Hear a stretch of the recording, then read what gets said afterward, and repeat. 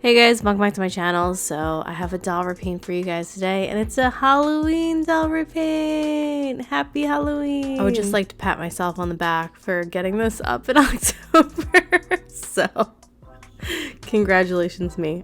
This is a collaboration with some other talented YouTube doll artists, and they all made some spooky ooky dolls.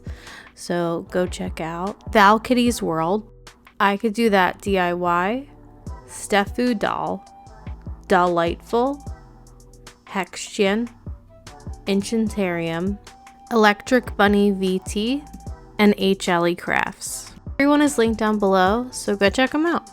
I'm going to be making the goth queen herself, Kuromi. I was watching Kuromi and My Melody, or My Melody and Kuromi, I don't know, on Netflix with my daughter, and it was like definitely like hella weird, but the animation was really nice. Honestly, I like anything, like brownie points if I can watch anything with my daughter. So being able to watch that with her, even though I was like, what's going on? What is this plot? Okay.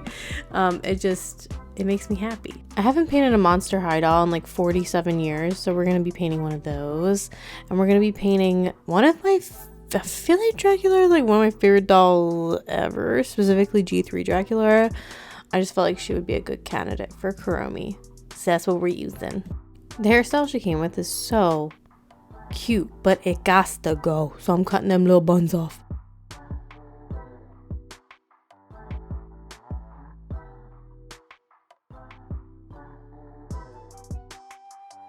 We've got to dunk her cute little head into hot water because I want to pop her head off, and I let that sit for a couple minutes. Then it's typically kind of, G3 heads are a little hard to get off, but once I get it off, I'm scraping around the inside of her head with a screwdriver and then pulling those hair plugs out through the neck hole with needle nose pliers.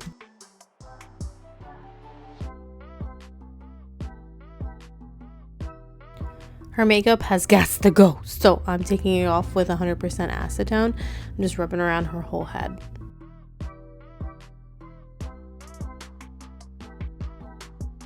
She is paintless, so I'm going to be painting her scalp purple because I'm going to be giving her purple hair.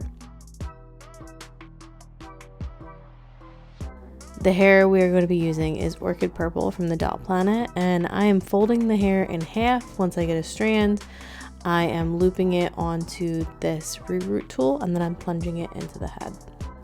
I proceed to do this until she got a nice thick old head of hair.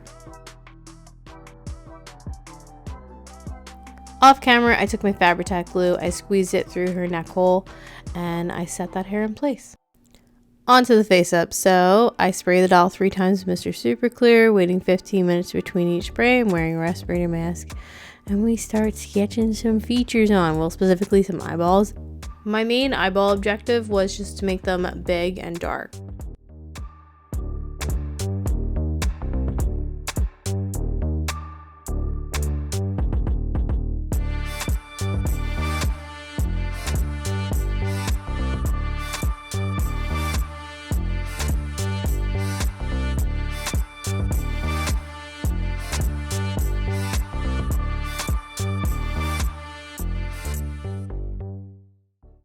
I've had people in the past ask me how I've developed my style with dolls and like art and drawing people, and that's like a whole long story, but I want to say if you're trying to lean a bit more, I definitely wouldn't call my style like realistic, but if you want it to be more, I guess, on the realistic side rather than the cartoony side, a nice detail to add in is a waterline and also eyelid wrinkles. In my opinion, adding those little details really elevates a doll. I also feel like it just leans into more of the realistic side of the spectrum rather than cartoony.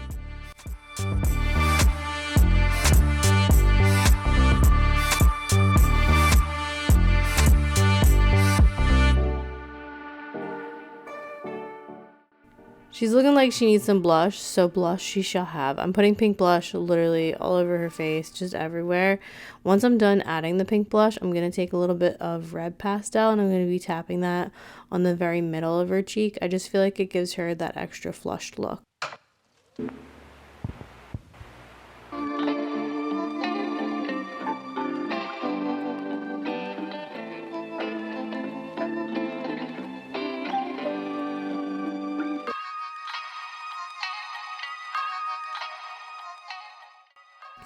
watercolor pencil looks crazy, but I'm just filling in a waterline with it. Honestly, I think it like doesn't look as intense once I add all the details. It's fine.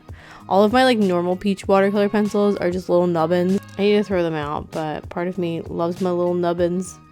And like, what if I need them for something, you know? I can't even sharpen them, but what if I need them? I'm bringing out those features with brown pastel, so I'm doing that around the eyes, the nose, and the mouth.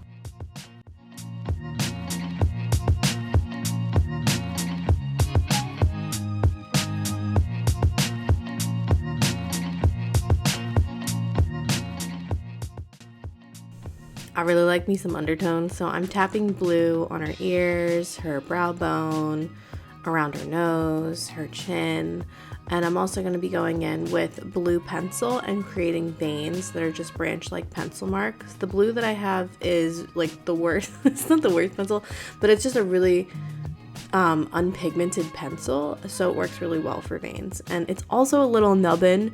I need to buy another one, but I don't know what color it's in anymore. I know it's blue, but like what shade of blue? I actually went to the store trying to buy another one, and I bought one that was too dark and one that was too light, so I'm like so confused. In most renditions of Kuromi, she has black eyes, and I think you can paint black eyes in a really interesting way, but in some renditions, she has purple eyes, and that just felt a little bit more interesting / colorful to me, so that's what we're going to be going with for her eye color. Since she does typically have really dark eyes, I wanted to go with a very dark purple, and I wanted to give her a very dark limbal ring around her eye, so I'm doing that with black.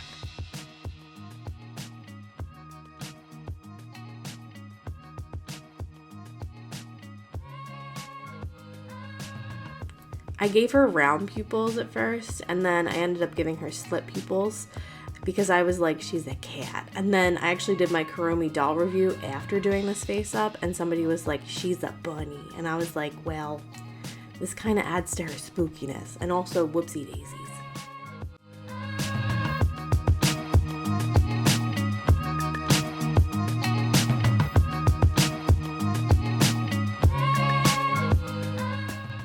I like to highlight in layers, so first I do pastels, and then pencil, and then eventually white watercolor paint.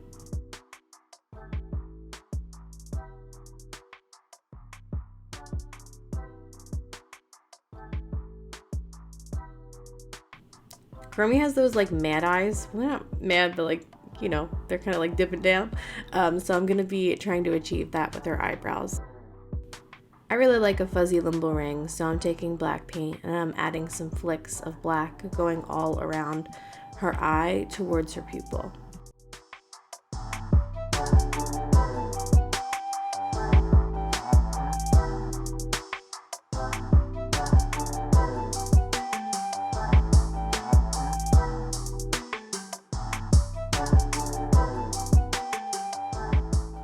She needs to be sparkling, so I add some sparkles or macro pearlix pigment all over her face.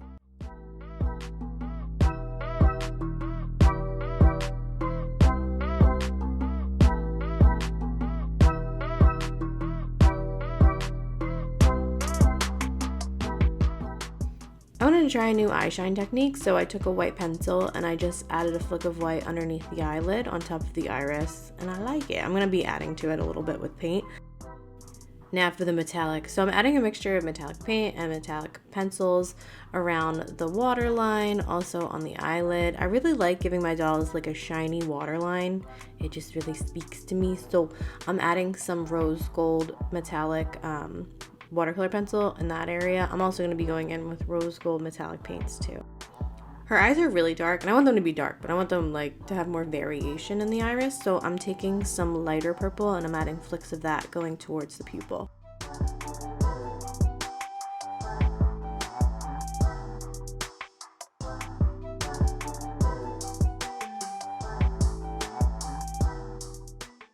Now for the lashes. So I want to do something different with the lashes. I want her to have like chunky lashes, like very spaced out chunky lashes. So I'm just spacing them out when I'm adding my flicks.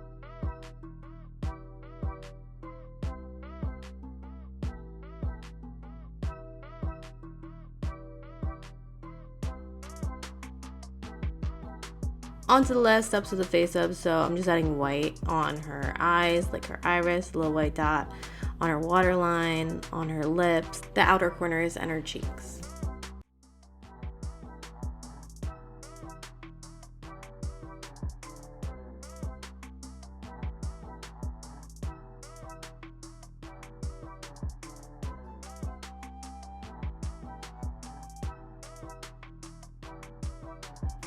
As a last step, I'm taking the Tamiya gloss and I'm putting that on her lips and also a little bit on her nose.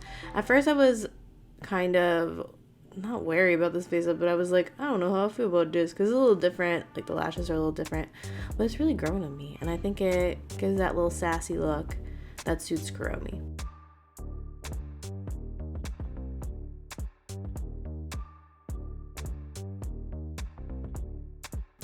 I feel the need to blush dolls' bodies. It just feels a little disjointed to me if the body isn't blushed and the face is very blushed. So I'm just going in with the same tones that I used on the face on the body.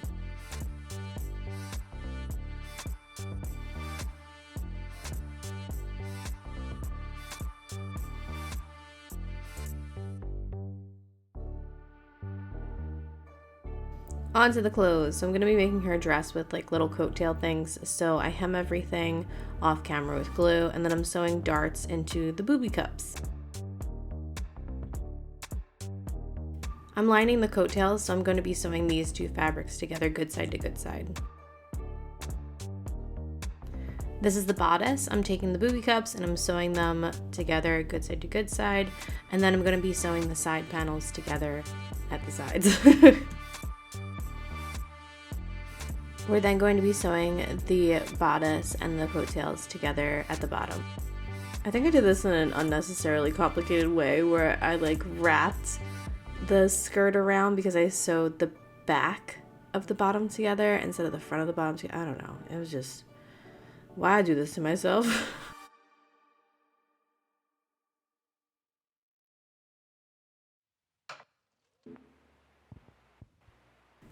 I sewed the bottom on and it was just a little too small, and instead of just redoing the coattails, I just sewed another panel onto it. I should have just redone the coattails though, in retrospect. Because it kind of makes it not look like coattails anymore, because now there's 3 coattails. What am I doing?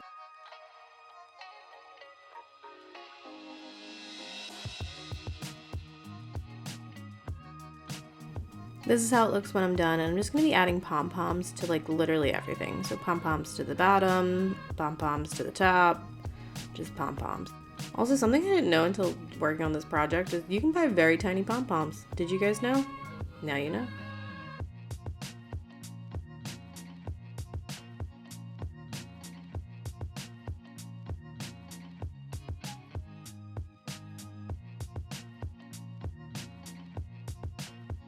With various purple tools, I created her an underskirt by folding the tool in half and gather stitching it at the top. Onto Kuromi's like head hat, balaclava looking thing. I originally created it and it was just so heavy and just covered a lot of her face. I don't know, I just wasn't a fan of it. So I redid it, I went back to the drawing board and I created her like a headband sort of equivalent, and it has that shape to it that Kuromi has. So I actually really like how it turned out. I hemmed everything and then I did her little ears. I sewed them good side to good side and flipped them. Then of course we need to have pom-poms, so I added pom-poms to the top of them. On the headband, I put a little slit at the top of them so I could slide in the ears and sewed that in place. Off camera, I glued on her skull and I added some little glitter eyes and also the teeth with thread. Onto the collar. So I actually have a Kuromi doll like I was mentioning, so I just traced her collar and then I got the pattern that way, sewed 2 pieces of fabric together good side to good side, sewed on some pom-poms, and voila, we have a collar. I got some purple and black striped fabric. This stuff was so thick. I sewed it as like stockings on the legs and also like arm sleeves on the arms. It's basically the same exact thing. I just sewed it around the leg and then around the arms and flipped them, and like they looked okay. I don't know, I just wasn't really digging the silhouette, so I ended up going with something different.